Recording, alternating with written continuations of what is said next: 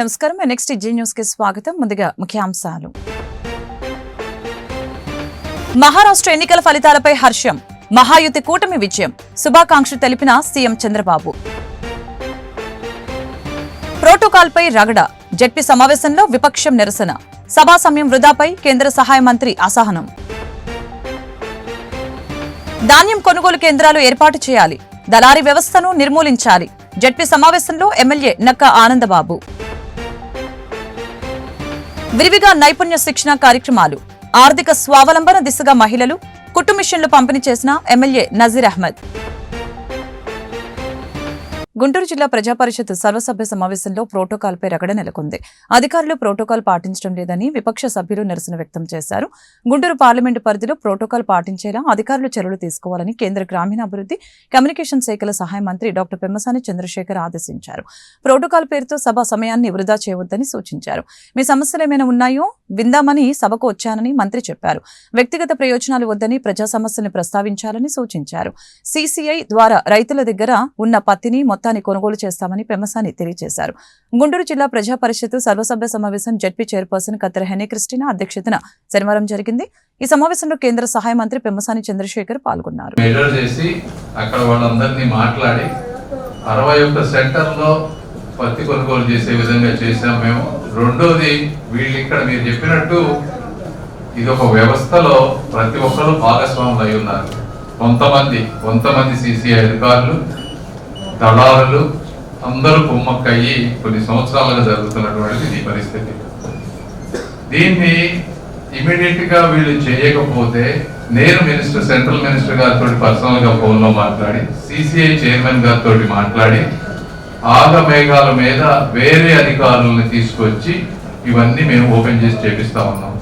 మీరు చెప్పిన 12% ఆ లూప్ హోల్ పెట్టుకొని వీళ్ళు చేస్తారన్నమాట వాస్తవం. వాళ్ళందరికీ కూడా నేను చెప్పాను, మీరు సిసిఐ అనేది వ్యాపార సంస్థ కాదు, లాభాపేక్ష సంస్థ కాదు. మీరు ఉంది రైతులని కాపాడటానికి. మీరు మీ ప్రథమ కర్తవ్యాన్ని మీరు మర్చిపోవద్దు అని క్లియర్ గా చెప్పాం. చేస్తారు. మీరు కూడా ఏదన్నా ఎక్కడన్నా మళ్ళీ తప్పు జరిగితే మా దృష్టికి తీసుకురండి.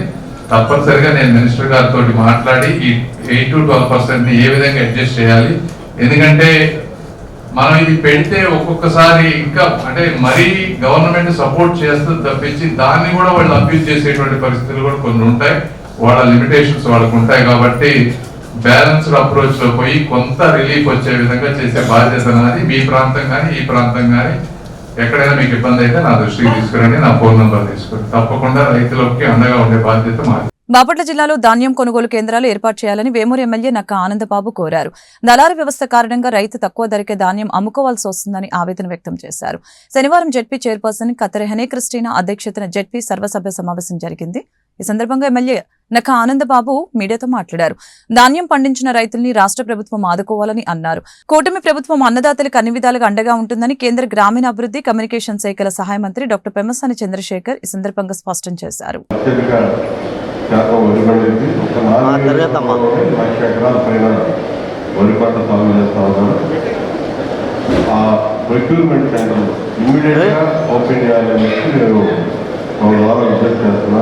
ఎందుకంటే ఆల్రెడీ దళారులు రంగప్రవేశం చేశారు. ఎంఎస్పీ కంటే తక్కువకి కొంటా ఉన్నారు. ఆల్రెడీ 1150 చాలా ఇబ్బంది పడుతూ ఉన్నారు రైతు. కాబట్టి మనం ఏమన్నా మధ్యలో ఏమంటే వెస్ట్ డిస్టిక్ జిల్లా కలెక్టర్ గారు గుంటూరు దగ్గర ఉన్నారు, కేసీ బాపట్ల ఉన్నారు. తక్షణం ఎందుకంటే గుంటూరు జిల్లాలో ఇప్పుడు డివైడెడ్ డిస్ట్రిక్ట్స్ గుంటూరు కాకుండా మొత్తం వరి బాపట్ల కూడా అత్యధిక శాతం ఉంది. డిస్టిక్ మీరు తక్షణమే చర్యలు తీసుకోండి. వెల్డర్స్తో మాట్లాడి ఇవ్వాల్సిన బీజీ కానీ ఏమన్నా ఎందుకు ఆగింది ప్రభుత్వం ఇమీడియట్గా మీరు మనం ప్రకటన చేయాలి. మీరు దాన్ని ఇంప్లిమెంటేషన్ కూడా తీసుకురావాలి ఇమీడియట్గా. ఎందుకంటే కోత మొదలైంది, వారం మొదలుపెట్టింది. తక్షణమే రైతుల ముందు సమస్య దాన్ని శ్రీకాకుళంలో అఖిల భారత యువజన సమైక్య 22వ రాష్ట్ర మహాసభలు ఫిబ్రవరి 6వ తేదీ నుంచి 9వ తేదీ వరకు జరుగుతాయని ఏఏవైఎఫ్ రాష్ట్ర అధ్యక్షుడు పరుచూరి రాజేంద్రబాబు, గుంటూరు జిల్లా ప్రధాన కార్యదర్శి వలీ తెలిపారు. ఈ సభను విజయవంతం చేయాలని పిలుపునిచ్చారు. గుంటూరు కొత్తపేట సిపిఐ జిల్లా కార్యాలయంలో ఏర్పాటు చేసిన మీడియా సమావేశంలో రాష్ట్ర మహాసభలకి సంబంధించిన పోస్టర్ని ఏఏవైఎఫ్ సభ్యులు ఆవిష్కరించారు. ఈ సందర్భంగా వారు మీడియాతో మాట్లాడారు. ఎన్డీఏ కూటమి ప్రభుత్వం ఎన్నికల హామీలను అమలు చేయాలని డిమాండ్ చేశారు. వాలంటీర్ వ్యవస్థకి చట్టబద్ధత కల్పించి తిరిగి విధుల్లోకి తీసుకోవాలని అన్నారు. మెగా డిఎస్సీ నోటిఫికేషన్ విడుదల చేసి ప్రభుత్వ శాఖలలో ఖాళీగా ఉన్న పోస్టుల్ని భర్తీ చేయాలని అన్నారు. ఈ సమావేశంలో జంగాల చైతన్య తదితరులు పాల్గొన్నారు. అఖిల భారత యువజన సమాఖ్య ఏఐవైఎఫ్ 22వ రాష్ట్ర మహాసభలో ఫిబ్రవరి 6వ తారీఖు నుండి 9వ తారీఖు వరకు శ్రీకాకుళంలో జరగబోతా ఉన్నాయి. మొదటి రోజు 6వ తారీఖున వేలాది మంది యువకులతో పెద్ద ఎత్తున ప్రదర్శన బహిరంగ సభ నిర్వహించడం జరుగుతోంది. ఈ మహాసభల్లో రాష్ట్ర వ్యాప్తంగా దేశవ్యాప్తంగా ఉన్నటువంటి నిరుద్యోగ సమస్య పరిష్కారం కోసం, అదేవిధంగా ఆంధ్రప్రదేశ్ రాష్ట్రంలో ప్రభుత్వ శాఖల్లో ఖాళీగా ఉన్నటువంటి పోస్టులు భర్తీ చేయాలని, మెగా డిఎస్సీ విడుదల చేయాలని, అదేవిధంగా నిరుద్యోగ సమస్య పరిష్కారానికి మంత్రివర్గ ఉపసంఘాన్ని ఏర్పాటు చేసి నిరుద్యోగ సమస్య పరిష్కారానికి శాశ్వత సమస్య పరిష్కారానికి చూపాలని చెప్పేసి ఏఐవైఎఫ్గా మేము కోరుతా ఉన్నాం. అదేవిధంగా రాష్ట్ర వ్యాప్తంగా 2,60,000 మంది వాలంటీర్లు ఉన్నారు. గత ఎన్నికల సమయంలో ఉగాది నాడు మీ అందరికీ కూడా తీపి వార్త చెప్తున్నాను, మిమ్మల్ని అందరినీ కొనసాగిస్తాము, 5,000 రూపాయలతో ఏమీ రాదు, 10,000 రూపాయలు గౌరవ వేతనం ఇస్తామని చెప్పేసి ప్రస్తుత ముఖ్యమంత్రి అప్పటి ప్రతిపక్ష నేత నారా చంద్రబాబు నాయుడు గారు చెప్పారు. కానీ అధికారంలోకి వచ్చి 5 నెలలు గడుస్తున్నా కూడా వాలంటీర్ల సమస్య పరిష్కారానికి ఏ ఒక్క సమావేశంలో కూడా చర్చించకపోవడం బాధాకరం. నిన్న జరిగినటువంటి శాసనమండలి సమావేశాల్లో మంత్రి డోలా బాల వీరాంజనేయ స్వామి గారు వాలంటీర్ వ్యవస్థ లేదు అని చెప్పేసి ప్రకటించడం సరైనటువంటి పద్ధతి కాదు. గత ప్రభుత్వం వాలంటీర్ వ్యవస్థను ఇంప్లిమెంటేషన్ చేస్తూ జీవో రెన్యువల్ చేయకపోతే మీరు ఎన్నికల్లో ఇచ్చినటువంటి హామీ ప్రకారం ఇప్పుడు మీరు జీవో తీసుకొని వస్తాము, కొత్తగా షెడ్యూల్ మేము అనౌన్స్ చేస్తాము అంటే, నోటిఫికేషన్ విడుదల చేస్తామంటే ఎవరు కూడా మిమ్మల్ని అడ్డం వచ్చేటటువంటి పరిస్థితి లేదు. కాబట్టి ఎన్నికల్లో ఇచ్చినటువంటి హామీ నిలబెట్టుకోవాలని చెప్పేసి కోరుతా ఉన్నాం. అదేవిధంగా గత ప్రభుత్వ హయాంలో 2,35,674 పోస్టులు ఖాళీగా ఉన్నాయని చెప్పేసి నారా లోకేష్ గారు యువగలం పాదయాత్రలో ప్రతి చోట చెప్పారు. రాగానే డిఎస్సీ నోటిఫికేషన్ ఇస్తామన్నారు. కానీ డిఎస్సీ నోటిఫికేషన్ పేపర్లకే పరిమితమైంది తప్ప ఇంతవరకు దానికి సంబంధించినటువంటి అతిగతి లేనటువంటి పరిస్థితుల్లో రాష్ట్ర వ్యాప్తంగా వేలాది మంది నిరుద్యోగులు కోచింగ్ సెంటర్లో మగ్గిపోతున్నటువంటి పరిస్థితులు ఉన్నాయి. అదేవిధంగా ప్రభుత్వ శాఖల్లో ఖాళీలు ఎన్ని ఉన్నాయి, ఈ రాష్ట్ర ప్రభుత్వం నిరుద్యోగ సమస్యకు ఏ విధంగా చర్యలు చేపడుతుందని చెప్పేసి తెలియజేస్తూ ఈ రాష్ట్ర ప్రభుత్వాన్ని శ్వేతపత్రం విడుదల చేయవలసిందిగా మేము అఖిల భారత యువజన సమాఖ్య ఏఐవైఎఫ్గా కోరుతాం. ఈరోజు రాష్ట్ర వ్యాప్తంగా నిరుద్యోగ సమస్య ఏ విధంగా ఉన్నదో గత ప్రభుత్వంలో కూడా అనేక పోరాటాలు చేసి ఆ ప్రభుత్వ పతనానికి కూడా ఈ యొక్క నిరుద్యోగులు కారణమయ్యారు.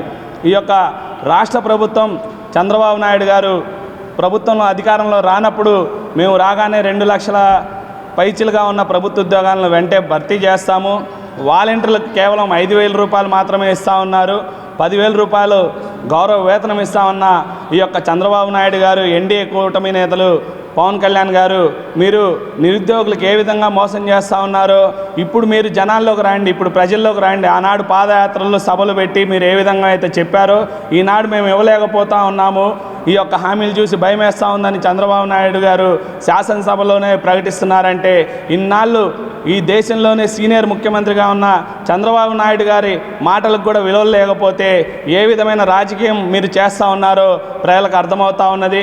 ఇంకోవైపు చూస్తూ ఉంటే 2,60,000 మంది వాలంటీర్లు రోడ్డును పడి పోరాటాలు చేస్తూ ఉంటే పోలీసులను అడ్డు పెట్టుకొని మేము అధికారంలో రానప్పుడు ప్రజాస్వామ్యాన్ని కూనీ చేశారన్న లోకేష్ గారు మిమ్మల్ని సూటిగా అడుగుతూ ఉన్నాము.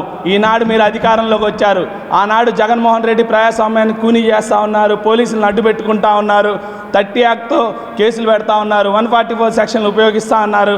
ఆనాడు చెప్పిన లోకేష్ గారు నిన్న మేము చూస్తూ ఉన్నాము, వాలంటీర్లు పోరాటం చేస్తూ ఉంటే మా ఇళ్ళకు కూడా వచ్చి నోటీసులు ఇస్తూ ఉన్నారు, అరెస్టులు చేస్తూ ఉన్నారు. మీరు ఏ విధంగా దీని మీద మాట్లాడతారు లోకేష్ గారు? క్షమించండి కామ్రేడ్, మిమ్మల్ని అరెస్ట్ చేసినందుకని ప్రభుత్వం అధికారంలోకి వచ్చిన కొత్తలో మెసేజ్ పెట్టిన లోకేష్ గారు మరి ఇప్పుడు రాష్ట్ర వ్యాప్తంగా జరిగిన పోరాటాలు మీకు గుర్తు రావట్లేదా? అంటే అధికారంలో ఉన్నప్పుడు ఒక మాట, అధికారంలో లేనప్పుడు ఒక మాట మీరు చేస్తూ ఉంటే ప్రజలు ఖచ్చితంగా దీన్ని గమనిస్తారు. రాబోయే రోజుల్లో మీకు గుణపాఠం చెప్తారు. ఖచ్చితంగా మేము ఒకటి డిమాండ్ చేస్తూ ఉన్నాము, రాష్ట్రంలో ఖాళీగా ఉన్న ప్రభుత్వ ఉద్యోగాలను వెంటనే భర్తీ చేయాలి, 2,60,000 వాలంటీర్ కుటుంబాలను ఆదుకోవాలి, వాళ్ళకి దాదాపు 6వ నెల జీతాలు కూడా ఖచ్చితంగా చెల్లించాల్సిందే. లేని పక్షంలో రేపు ఫిబ్రవరి నుంచి 6 నుంచి 9 దాకా శ్రీకాకుళంలో అఖిల భారత యువజన సమాఖ్య ఏఐవైఎఫ్ రాష్ట్ర మహాసభలు జరగబోతూ ఉన్నాయి. ఆ రాష్ట్ర మహాసభలో నిరుద్యోగ సమస్య మీద, వాలంటీర్ల సమస్య మీద భారీ ఎత్తున పోరాటాన్ని ఏదైతే కూటమి ప్రభుత్వం అధికారంలో రాకముందు ఏమైతే చెప్పిందో అవన్నీ కూడా రోజు రోజుకి నీటి మీద బుడగల్లాగా వాళ్ళు చెప్పిన మాటలు మొత్తం కూడా తయారవుతూ ఉన్నాయి. దానికి ఉదాహరణ చూసుకుంటే మెగా డిఎస్సి ఇస్తారని అధికారంలోకి వచ్చాక ఏదో నామకావాస్తు ఏదో దానికి సంబంధించి నేను నివేదిక ఇస్తున్నానని చెప్పి మొన్నేదో లోకేష్ గారు ప్రభుత్వాలు పలికారులే కానీ నేటి వాటికి 4 నెలలు అవుతా ఉన్న మెగా డిఎస్సి గురించి ప్రభుత్వం మాట్లాడకపోవటం ఎంతో బాధాకరమైన విషయం.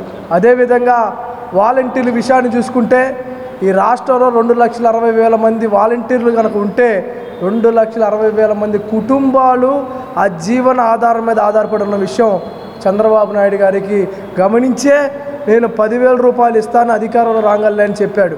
అధికారంలోకి వచ్చాక వాలంటరీ వ్యవస్థ అసలు లేదని డోలా బాల వీరాంజనేయ స్వామి గారు దానికి సంబంధించిన జీవోలు 2023లోనే లేవు, మేమేదో పొరపాటు పడ్డాము, మేమేదో ఆలోచించకుండా ఏదో తీసుకొని ప్రభుత్వం చెప్పుకున్న చంద్రబాబు గారు చెప్పారన్నారు. చంద్రబాబు నాయుడు గారేమి సంవత్సరం లేదా 20 సంవత్సరాల అనుభవం ఉన్న వ్యక్తి కాదు. 42 సంవత్సరాల పాటు రాజకీయ చాణక్యుడిగా తెలుగుదేశం పార్టీ కానీ రాష్ట్రంలో ఉన్న ప్రజలు మొత్తం భావిస్తూ ఉంటారు. ఆ చాణక్యుడి గారికి ఇంత వడికి తెలీదా ఈ జీవోలు లేకపోతే నేను సీఎంగా ఉండి జీవో తీసుకొని వచ్చి వీళ్ళకి జీతాలు ఇవ్వచ్చని ఆ చాణక్యుడి గారికి తెలియదని ఈ రాష్ట్రంలో ఉన్న ప్రజలు మొత్తం కూడా భావించకుండా ఉంటారా? ఖచ్చితంగా ఈ రాష్ట్రంలో ఉన్న 2,60,000 మంది కుటుంబాలు రోడ్డు మీదకు రాకుండా వాళ్ళకి ఎన్నికల హామీల్లో ఏదైతే మీరు చెప్పారో దాన్ని యథావిధిగా కొనసాగించి వాళ్ళ 10,000 రూపాయలు. మహిళా సాధికారతకి కూటమి ప్రభుత్వం కట్టుబడి ఉందని గుంటూరు తూర్పు ఎమ్మెల్యే మహమ్మద్ నజీర్ అహ్మద్ తెలిపారు. ఇందులో భాగంగానే మహిళా నైపుణ్య శిక్షణ కార్యక్రమాలని విరివిగా ఏర్పాటు చేయడం జరిగిందని తెలిపారు. అలాగని విశ్వకర్మ పథకాన్ని పేద మహిళలు సద్వినియోగపరుచుకొని ఆర్థిక స్వావలంబన సాధించాలని అన్నారు. అంజుమనీ ఇస్లామీ కమిటీ ఆధ్వర్యంలో మిషన్ ట్రైనింగ్ ప్రోగ్రాంలో భాగంగా దాతల సహకారంతో పేద మహిళలకి కుటుంబ మిషన్లు పంపిణీ కార్యక్రమం గుంటూరు తూర్పు ఎమ్మెల్యే మహమ్మద్ నజీర్ అహ్మద్ చేతుల మీదుగా జరిగింది. గుంటూరు పొన్నూరు రోడ్లోని అంజుమన్ ఈ ఇస్లామియా స్కూల్లో శుక్రవారం జరిగిన ఈ కార్యక్రమంలో ఎమ్మెల్యే ముఖ్య అతిథిగా పాల్గొన్నారు. ఈ మేరకు ఎమ్మెల్యే మాట్లాడుతూ మహిళల సంక్షేమాన్ని దృష్టిలో పెట్టుకుని కూటమి ప్రభుత్వం అనేక సంక్షేమ కార్యక్రమాలు అమలు చేస్తుందని వివరించారు. కార్యక్రమంలో అంజుమన్ ఈ ఇస్లామియా కమిటీ సభ్యులు పాల్గొన్నారు. ఈరోజు గుంటూరు నగరంలో ఉన్నటువంటి అంజుమన్ ఇస్లామియా ఆధ్వర్యంలో గత కొన్ని సంవత్సరాలుగా నిర్వహిస్తున్నటువంటి మిషన్ ట్రైనింగ్ ప్రోగ్రాం సంబంధించినటువంటి కార్యక్రమంలో భాగంగా ఈరోజు కొత్తగా 4 మెషిన్లను దాతల సహకారంతో ఈరోజు ఇవ్వడం జరుగుతూ ఉంది. ముఖ్యంగా ఇప్పటికే 60 బ్యాచ్లు అంటే ప్రతి మహిళ కూడా ఆర్థికంగా ముందుకు సాగాలనే ఆలోచనతో ఆనాడు అంజుమన్ ఇస్లామియా వ్యవస్థాపకులు పెట్టినటువంటి బైలాస్లో ఏదైతే జీవన భృతి కోసం వారికి మిషన్ ట్రైనింగ్తో పాటు అనేక నైపుణ్యతలను పెంపొందించేటువంటి కార్యక్రమంలో భాగంగా ఈరోజు అనేక కార్యక్రమాలకు శ్రీకారం చుడుతూ ముఖ్యంగా మిషన్లు అవసరమైనని చెప్పి భావిస్తూ కొత్తగా 4 సివింగ్ మిషన్లను ఈరోజు అంజుమన్ ఇస్లామియాకి డొనేట్ చేయడం జరిగింది. ఈరోజు ప్రభుత్వాలన్నీ కూడా అనేక రకాలుగా మహిళల్లో నైపుణ్యతను పెంచడానికి అనేక రకాలుగా దోహదపడుతున్నటువంటి పరిస్థితులు ఉన్నాయి. ప్రతి ఒక్కరు కూడా గుంటూరు తూర్పు నియోజకవర్గంలో ఉన్నటువంటి మహిళలు పెద్ద ఎత్తున ఈరోజు ప్రభుత్వం తీసుకున్నటువంటి విశ్వకర్మ ఏదైతే కార్యక్రమం ఉందో ఆ కార్యక్రమం ద్వారా ప్రతి ఒక్కళ్ళు కూడా ఏదో ఒక నైపుణ్యతను సాధించి తద్వారా తమ జీవన భృతికి అవసరమైనటువంటి కార్యక్రమాలతో పాటు సంఘంలో వారు కూడా సమానమైనటువంటి భాగస్వాములు తీసుకొని ముందుకు సాగాలనే ఆలోచనతో ఈ కార్యక్రమాన్ని నిర్వహించడం జరుగుతూ ఉంది. అంజుమన్ ఇస్లామియాలో ప్రతి 90 రోజులకు ఒకసారి 30 మందితో ఒక బ్యాచ్ని నిర్వహించడం, వారికి కావాల్సినటువంటి శిక్షణతో పాటు కుట్టు మిషన్లు కూడా ఏర్పాటు చేసేటువంటి కార్యక్రమాన్ని తీసుకొని ముందుకు సాగుతూ ఉన్నాం. తప్పకుండా రాబోయేటువంటి రోజుల్లో ప్రతి ఒక్కరు ఇక్కడ ట్రైనింగ్ తీసుకున్నటువంటి ప్రతి ఒక్క మహిళకు కూడా వారికి కావాల్సినటువంటి వృత్తిలో నైపుణ్యత కలిగిన తర్వాత వారికి అవసరమైనటువంటి ఎంప్లాయ్మెంట్ క్రియేషన్ను కూడా అంజుమన్ ఇస్లామీ ఆధ్వర్యంలో తప్పకుండా తీసుకుంటామని చెప్పి తెలియజేస్తూ ఈ కార్యక్రమాన్ని రాబోయేటువంటి రోజుల్లో మరింత పెద్ద ఎత్తున ఈరోజు 30 మంది నేర్చుకుంటా ఉన్నారు. వచ్చే సంవత్సరం అకాడమిక్ ఇయర్తో अस्सलाम वालेकुम रहमतुल्लाहि वबरकातुहू। मोहतरम जनाब मोहम्मद नसीर साहब गुंटूर ईस्ट एमएलए और अंजुमन इस्लामिया प्रेसिडेंट जनाब सैदा साहब, जनाब बाशी साहब और जनाब शौकत साहब, HM मैडम, और आज हम बैठे हुए इस सीविंग मशीन के सिखाने वाले मैडम, हम इस मौके पे सबका शुक्र अदा करते हैं अल्लाह ताला से कि अल्लाह ताला ने हम सबको अंजुमन इस्लामिया गुंटूर, जो कि शहर गुंटूर का एक अजीम शान और बहुत बड़ा समाजी, माशी और सियासी और तालीमी एक अंजुमन है, जो हर मौके के ऊपर हर लिहाज से यहाँ के बच्चों में, नौजवानों में और जो घरों में बैठी हुई है मेरी माँ और बहनें हैं वो लोगों में, और ऐसे बहुत सारे समाजी काम की बहबूदी के लिए यहाँ पे ये अंजुमन इस्लामिया कायम किया गया है। हम देखते हैं कि 100 साल से ज़ायद यहाँ की अंजुमन इस्लामिया की तारीख़ है।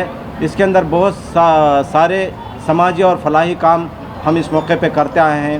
हमें ये मौका मिला है हमारी बॉडी को, और हमारी ये खुशनसीबी है कि यहाँ के अब गुंटूर ईस्ट MLA साहब हमारे प्रेसिडेंट हैं। हर मौके के ऊपर हर लिहाज से यहाँ पे सीविंग मशीन्स के ज़रिए से हमारे एक 90 डेज़ 90 दिन का ये प्रोग्राम होता है। ऐसे अब तक 60 से 70 बैचेस यहाँ पे हो चुके हैं, और अब तक सीना यहाँ पे सिखाया जाता था। अब यहाँ से इनकी तरक्की के लिए और इनके काम के लिए हम दूसरे इंस्टीट्यूशंस वगैरह से बात करके और हुकूमत से बात करके, जो कि हुकूमत आंध्र प्रदेश का स्किल डेवलपमेंट प्रोग्राम है, उसको सामने रखते हुए ये लोगों को यानी एम्प्लॉयमेंट भी यहाँ पे फ्राहम किया जा रहा है। हमें कहते हैं कि हमारी माँ बहनें जो घरों में बैठी हुई हैं, आए यहाँ पे ये सीविंग मशीन सीखे और तुम्हारी बहबूदी के लिए उनके घरों की डेवलप। శ్రీ శృంగేరి శారదాపీఠం జగద్గురువు విదుశేఖర భారతీ స్వామి విజయయాత్ర మహోత్సవం గుంటూరు సంపత్నగర్ శృంగేరి శంకరమఠం శారదా పరమేశ్వరి దేవాలయంలో కొనసాగుతున్న సంగతి తెలిసిందే. ఈ క్రమంలో శనివారం ఆరగ్రహారం శ్రీ వెంకటేశ్వర స్వామి దేవస్థానానికి విదుశేఖర భారతీ స్వామి విచ్చేశారు. స్వామివారికి దేవస్థానం వ్యవస్థాపకులు సత్తెనపల్లి ఎమ్మెల్యే కన్నా లక్ష్మీనారాయణ పూర్ణకుంభంతో స్వాగతం పలికారు. ఈ సందర్భంగా వెంకటేశ్వర స్వామికి విదుశేఖర భారతీ స్వామి హారతి ఇచ్చారు. ఈ కార్యక్రమంలో భక్తులు పెద్ద సంఖ్యలో పాల్గొన్నారు.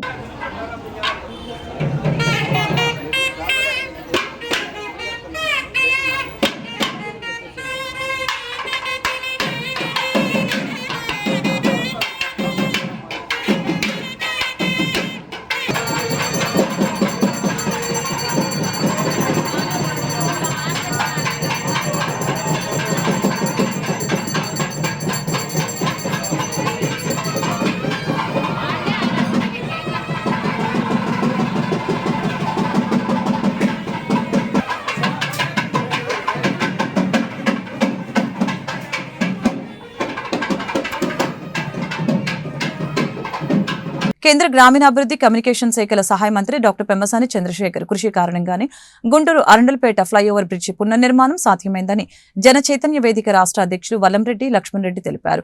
గుంటూరు నగరవాసుల చిరకాల వాంఛన నెరవేరుస్తూ కేంద్ర ప్రభుత్వం 98 కోట్ల నిధులు శంకర్ విలాస్ ఫ్లైఓవర్ బ్రిడ్జి పునర్నిర్మాణం నిమిత్తం కేటాయించిందని తెలిపారు. ఈ బ్రిడ్జి పునర్నిర్మాణం నిర్దేశిత సమయంలోనే పూర్తవుతుందని ఆశాభావం వ్యక్తం చేశారు. గుంటూరు రామన్నపేటలోని జనచైతన్య వేదిక హాల్లో శంకర్ విలాస్ నూతన ఫ్లైఓవర్ బ్రిడ్జిని స్వాగతిస్తూ పౌర సంస్థలైన జనచైతన్య వేదిక, అవగాహన, మానవత, నేస్తం, గుంటూరు కేసరి సేవా సమితి, గుంటూరు రేట్ పేయర్స్ అసోసియేషన్ ప్రతినిధులు శనివారం ఏర్పాటు చేసిన మీడియా సమావేశంలో మాట్లాడారు. ఈ మేరకు వల్లంరెడ్డి లక్ష్మణ్ రెడ్డి మాట్లాడారు. శంకర్ విలాస్ నూతన ఫ్లైఓవర్ బ్రిడ్జి నిర్మాణం పూర్తయితే ట్రాఫిక్ సమస్య పరిష్కారం అవుతుందని చెప్పారు. స్థానికులు కూడా నూతన ఫ్లైఓవర్ బ్రిడ్జి నిర్మాణానికి సహకరించాలని కోరారు.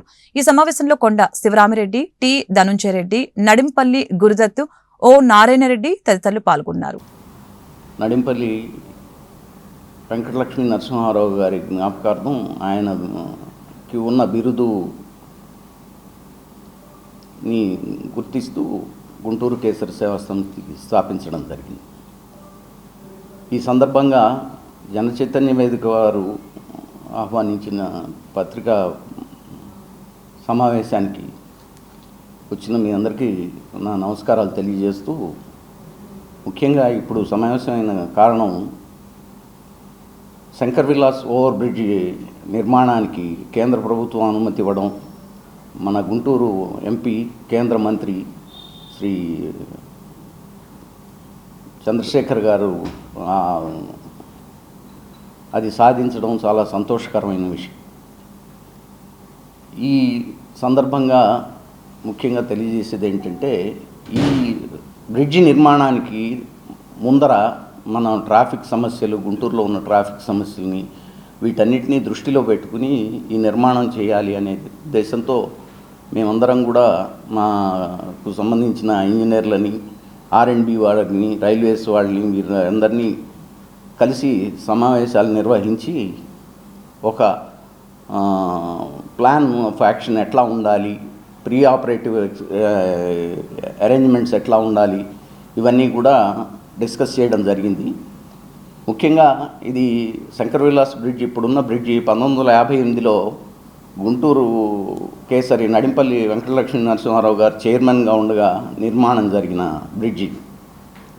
ముఖ్యంగా ఈ బ్రిడ్జి నిర్మాణానికి ముందర పూర్వం జరిగిన చిన్న విషయం చెప్తాను ఈ సందర్భంగా. గతంలో బ్రిడ్జి లేకముందు లెవెల్ క్రాసింగ్ అని గేట్లు ఉండేవి, రైల్వే గేట్ దాటి వెళ్ళాలి. ఆ రోజుల్లో బ్రాడీపేట, అరండల్పేట అచ్చగా రెసిడెన్షియల్ ఏరియాస్. అక్కడి నుంచి మెడికల్ కాలేజీకి రావాలన్నా, గవర్నమెంట్ జనరల్ హాస్పిటల్కి రావాలన్నా, సెయింట్ జోసెఫ్స్ హాస్పిటల్కి రావాలన్నా రైల్వే గేట్ పడ్డప్పుడు చాలా ఇబ్బందులు పడేవాళ్ళు ఇక్కడున్న రెసిడెంట్స్ అందరూ. ఒక సందర్భంలో ఆయన చైర్మన్గా ఉండగా ఒక గర్భిణీ స్త్రీ ఆ రైల్వే గేటు ఓపెన్ చేయకపోవడం వల్ల దారిలో ఆ గేటు ముందరే మరణించడం జరిగింది. అది ఆయన్ని కదిలించి వేసి ఆ సందర్భంగా ముఖ్యమంత్రిగా ఉన్న నీలం సంజీవ్ రెడ్డి గారిని గట్టిగా పట్టుబట్టి ఈ ఫ్లైఓవర్ నిర్మాణం చేయాలి, ఈ నిర్మాణం చేయకపోతే చాలా ఇబ్బందులు పడతారు, అనేక వేల కుటుంబాలు ఉన్నాయి, వీళ్ళందరికీ కూడా వైద్య సదుపాయం ఇవన్నీ ఏం జరగకపోతే చాలా ఇబ్బంది అవుతుందని గట్టి పట్టుదల పట్టి ఆ రోజున ఆంధ్రప్రదేశ్లోనే మొట్టమొదటి over bridge, railway over bridge, మొట్టమొదట ఏర్పాటైన railway over bridge Shankar Vilas bridge. కేంద్ర ప్రభుత్వం ప్రధానంగా రవాణా శాఖ మంత్రులు నితిన్ గడ్కరీ గారు 400 కోట్ల రూపాయలు ఆంధ్రప్రదేశ్కి కేటాయించి 13 రకాల రోడ్ల కోసం, బ్రిడ్జెస్ కోసం కేటాయించడం జరిగింది. కేంద్ర సహాయ మంత్రి డాక్టర్ పెమ్మసాని చంద్రశేఖర్ గారి యొక్క కృషితో గుంటూరు నడిబొడ్డున శంకర్ విలాస్ ఫ్లైఓవర్ని పునర్నిర్మించడానికి, రోడ్ ఓవర్ బ్రిడ్జ్ కట్టడానికి 98 కోట్ల రూపాయలు కేటాయించడం హర్షణీయం. ఆనాడు 1956లో కట్టినప్పుడు 2-3 లక్షల జనాభా ఉన్న గుంటూరు ఈరోజు దాదాపు 10 లక్షల జనాభాకి పెరిగింది. ట్రాఫిక్ విపరీతంగా పెరుగుతున్న పరిస్థితి. ఈ నేపథ్యంలో ఈ ఫ్లైఓవర్ రావడం అనేది గుంటూరు ప్రజలకి వారి యొక్క చిరకాల కోరిక నెరవేరినట్టు అవుతుంది. ట్రాఫిక్ సమస్య సంపూర్ణంగా పరిష్కారం కావడానికి అవకాశం ఉంటుంది. ఈ రోడ్ ఓవర్ బ్రిడ్జితో పాటు రోడ్ అండర్ బ్రిడ్జి కూడా వస్తే మరింత సౌకర్యంగా ఉంటుందని, మరింత ఉపయోగకరంగా ఉంటుందని గుంటూరు నగరంలో ఉన్న పౌర సంస్థలు అందరూ చర్చించుకొని ఈ అభిప్రాయాన్ని మీడియా ద్వారా మీ ముందు ఉంచుతున్నాం. లార్డ్ సెంటర్లో ప్రారంభమైన ఫ్లైఓవర్ బ్రిడ్జి హిందూ కాలేజ్ దగ్గర ఎండ్ అయితే ఈ మధ్యలో ఉండే బ్రాడీపేట కానీ, అరండాలపేట కానీ, AC college, railway station, medical college, court సముదాయాలు, సెయింట్ జోసెఫ్ హాస్పిటల్ ఇవన్నీ కూడా మూతపడే పరిస్థితి. వీటన్నిటికీ సరైన రవాణా మార్గం లేని పరిస్థితి ఉత్పన్నమవుతుంది. ఈ అండర్ గ్రౌండ్ బ్రిడ్జి కూడా ఉంటే సైకిళ్ళు, బైకులు, కార్లు, అంబులెన్సులు, చిన్న చిన్న వాహనాలన్నీ నేరుగా వెళ్ళిపోయే అవకాశం ఉంటుంది. తద్వారా ట్రాఫిక్ సమస్య భవిష్యత్తులో కూడా రాకుండా ఉండే అవకాశం ఉంటుందని భావిస్తున్నాం. వర్షాకాలం అక్కడక్కడ కొన్ని సందర్భాల్లో నీరు నిలిచే అవకాశం ఉంటుంది. నిర్మాణం చేసేటప్పుడే దాన్ని దృష్టిలో పెట్టుకొని ఆ సమస్యను అధిగమించడానికి చర్యలు తీసుకుంటే ఆ నీరు నిలిచే పరిస్థితి కూడా ఉండదనుకుంటున్నాను. గుంటూరు నగరంలో ఎంతో కాలం నుంచి ఎదురు చూస్తున్న ఈ ఫ్లైఓవర్ రావటాన్ని స్వాగతిస్తూ ముఖ్యంగా పెమసాని గుంటూరు నగరవాసుల చిరకాల వాంఛ శంకర విలాస్ ఫ్లైఓవర్ కేంద్ర సహాయ మంత్రి శ్రీ డాక్టర్ పెమ్మసాని చంద్రశేఖర్ గారి చొరవతో దీనికి ఈరోజు మోక్షం లభించింది మనకి. సో మా సంస్థల తరపున ముందుగా దీనికి గాను అభినందనలు తెలియజేస్తున్నాం. ఇప్పుడు ఈరోజు ఈ ప్రెస్ మీట్ యొక్క ప్రధాన ఉద్దేశం ఏంటంటే ఈ ఫ్లైఓవర్తో పాటుగా రోడ్ అండర్ బ్రిడ్జ్ నిర్మించాలని మేము ప్రభుత్వాన్ని కోరుతున్నాం. ఎందుకంటే మనందరికీ తెలిసిందే, బ్రాడీపేట కావచ్చు, అరండలపేట కావచ్చు, కొన్ని దశాబ్దాలుగా ఎన్నో వాణిజ్య కేంద్రాలకు పెట్టింది పేరు. విద్యా సంస్థలు కావచ్చు, కోచింగ్ సెంటర్లు కావచ్చు, బ్యాంకులు కావచ్చు, వస్త్ర దుకాణాలు కావచ్చు, హాస్టల్స్ కావచ్చు, హోటల్స్ కావచ్చు, వీటి రూపేణ ప్రభుత్వానికి ప్రత్యక్షంగా ఎన్నో పన్నుల రూపంలో మనకి చాలా ఆదాయం లభిస్తుంది, పరోక్షంగా కూడా ఇతర ఆదాయం లభిస్తుంది. ఒకవేళ గనక ఈ అండర్ బ్రిడ్జ్ లేకపోతే గనక ఈ వాణిజ్య సముదాయాలపై, ఈ వ్యాపార కేంద్రాలపై ప్రభావం ప్రతికూలత చూపించే అవకాశం ఉంది. తద్వారా ప్రభుత్వానికి కూడా గణనీయంగా రాబడి తగ్గే అవకాశం ఉంది. ఎందుకంటే కొందరు పొందే సౌకర్యం మరికొందరు అవకాశాలను కొల్లగొట్టకూడదు. సో కేంద్ర ప్రభుత్వం, రాష్ట్ర ప్రభుత్వం సానుకూల దృక్పథంతో ఆలోచించి ఈ రైల్వే రోడ్ అండర్ బ్రిడ్జ్ని నిర్మిస్తే కనుక, ఇంతకుముందు లక్ష్మణ్ రెడ్డి గారు చెప్పున్నారు, ఇటు వచ్చేసరికి మనకి మెడికల్ కాలేజ్ ఉంది, గవర్నమెంట్ హాస్పిటల్ ఉంది, కోర్టుల కాంప్లెక్స్ ఉంది, ఉమెన్స్ కాలేజ్ ఉంది. ఇట్లాగొచ్చి ఇటువైపుకి వచ్చేసరికి మనకి అరండల్పేట, బ్రాడీపేట వాసులకి అరండల్పేట పోలీస్ స్టేషన్ ఉంది. పూర్తిగా ఒక రైల్వే అండర్ బ్రిడ్జ్ ఉండటం వల్ల వీటి మధ్య కనెక్షన్ సరిగా ఉండి నగరవాసులకి సౌకర్యం కలుగుతుందని మేము భావిస్తున్నాము. సో మన కేంద్ర మంత్రి గారు డాక్టర్ పెమ్మసాని చంద్రశేఖర్ గారు సానుకూలంగా స్పందించి ఈ అంశాన్ని పరిశీలించి రోడ్ అండర్ బ్రిడ్జిని రెండు వైపులా నిర్మిస్తే కనుక గుంటూరు నగర అధికారుల తీరుతెన్నులు చూస్తుంటే ఇక్కడ వాళ్ళు ఈ ఓవర్ బ్రిడ్జి ఎన్ని సంవత్సరాలు కడతారు, మొన్న కమిషనర్ గారు ఇచ్చాడు, సంవత్సరం నుంచి 2 సంవత్సరాల పాటు ఈ బ్రిడ్జి నిర్మాణం ఉంది కాబట్టి జనం ఇబ్బంది పడే అవకాశం ఉంది కాబట్టి ఆల్టర్నేటివ్స్ కోసం చూస్తున్నామని. ఎందుకంటే బ్రిడ్జి అనగానే మాకు నందివెలుగు బ్రిడ్జే గుర్తుకొస్తుంది. దాదాపు 8 సంవత్సరాలు 10 సంవత్సరాలు అయింది ఓపెన్ చేసి, ప్రారంభం చేసి. అది అట్లాగే మూలన పడిపోయింది. ఇది కూడా అట్లా మూలన పడితే ఇక్కడ ఉన్న వాళ్ళ పరిస్థితి ఏంటి, పబ్లిక్ వాళ్ళ పరిస్థితి ఏంటి అనేది చాలా అగమ్య గోచరంగా ఉంది.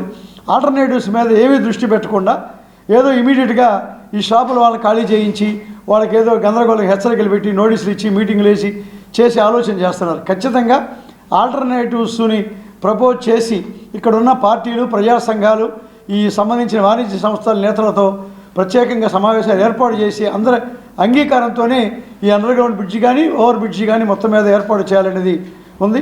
ప్రతి వాళ్ళు కూడా ట్యాక్సులు విపరీతంగా కడుతున్నారు. ఇప్పుడు దాదాపు రేపు నుంచి, ఇంతకుముందు డొంక రోడ్డు ఎక్స్టెన్షన్ అప్పుడు ఆ మొండిగోడలతో దాదాపు ఎక్స్టెన్షన్ అప్పుడు ఒక 2 సంవత్సరాల పాటు అట్లాగే అన్ని దర్శించినాయి, మొండిగోడలే కనపడి.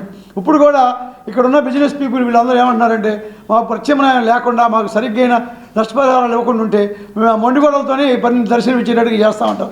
గుంటూరులో నడిబొడ్డులో ఉన్న ఈ శంకర్లాస్లో బ్రాడీపేట, అరండాలపేట సెంటర్స్ అని వాళ్ళకి తగు నష్టపరిహారాలు ఇచ్చి వాళ్ళ అంగీకారంతోనే వాళ్ళు మళ్ళీ మంచి బిల్డింగులు, మంచి షాపులు కట్టుకున్న తర్వాతనే ఆ బ్రిడ్జి పనులు మొదలు పెట్టుకుంటే బాగుంటుంది. లేకపోతే రోజు బయట నుంచి వచ్చే వాళ్ళు అందరికి కూడా మరి లాడ్జ్ సెంటర్స్ అక్కడి నుంచి మొత్తం మొండిగోడలు దర్శనం ఇచ్చి చాలా అసహ్యంగా ఉంటుంది. అందుకని కమిషనర్ దీన్ని దృష్టిలో పెట్టుకుని ఆల్టర్నేటివ్స్ ప్రత్యేకంగా ప్రపోజ్ చేయాలి. ప్రపోజ్ చేసి అందరూ అంగీకారం తీసుకుని అవసరమైతే అన్ని రాజకీయ పార్టీలు, ప్రజా సంఘాలు, తర్వాత స్వచ్ఛంద సంస్థలు, అన్నింటిలో కూడా డిస్కస్ చేసి అంగీకారంతో చేయాలి. ఇది ఒక రోజు 2 రోజుల్లో తీసుకునే నిర్ణయం కాదు. కేంద్ర ప్రభుత్వం ఏదో 90 కోట్లు 100 కోట్లు ఇచ్చిందని కానీ మొదలుపెట్టం కాదు. ఇది చిరకాల వాంఛ. ఖచ్చితంగా మేము అందరం బిజినెస్ పీపుల్ కానీ, జనరల్గా అన్ని సంస్థలు, స్వచ్ఛంద సంస్థలు కానీ దీన్ని ఆహ్వానిస్తాను. ఖచ్చితంగా బ్రిడ్జి కావాల్సిందే, కానీ ఆల్టర్నేటివ్స్. మహారాష్ట్ర ఎన్నికల ఫలితాలపై ఏపీ సీఎం చంద్రబాబు హర్షం వ్యక్తం చేశారు. ఘన విజయం దిశగా దూసుకువెళ్తున్న మహాయుతి కూటమికి ఆయన శుభాకాంక్షలు తెలిపారు. కేంద్ర హోంమంత్రి Amit Shah, Maharashtra CM Eknath Shinde, deputy CM Devendra Fadnavis కు ఆయన ఫోన్ చేశారు. ఎన్నికల్లో ప్రజలు అపూర్వ విజయం కట్టపెట్టారని శుభాకాంక్షలు తెలిపారు. వైసీపీకి మరొక షాక్ తగిలింది. ఇప్పటికే పలువురు ముఖ్య నేతలు ఆ పార్టీని వీడగా తాజాగా కైకలూరుకు చెందిన ఎమ్మెల్సీ జయమంగళ వెంకటరమణ రాజీనామా చేశారు. ఎమ్మెల్సీ పదవితో పాటు ఆ పార్టీకి గుడ్ బై చెప్తున్నట్లు ఆయన ప్రకటించారు. ఎమ్మెల్సీ పదవికి చేసిన రాజీనామా లేఖను శాసన మండలి చైర్మన్ మోషన్ రాజుకి పంపించారు.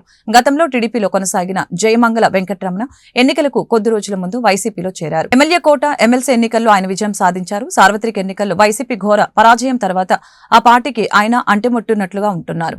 ఈ క్రమంలో జయమంగళ వెంకటరమణ రాజీనామా చేశారు. వార్తలు ముగించే ముందు ముఖ్యాంశాలు మరొకసారి. మహారాష్ట్ర ఎన్నికల ఫలితాలపై హర్షం, మహాయుతి కూటమి విజయం, శుభాకాంక్షలు తెలిపిన సీఎం చంద్రబాబు.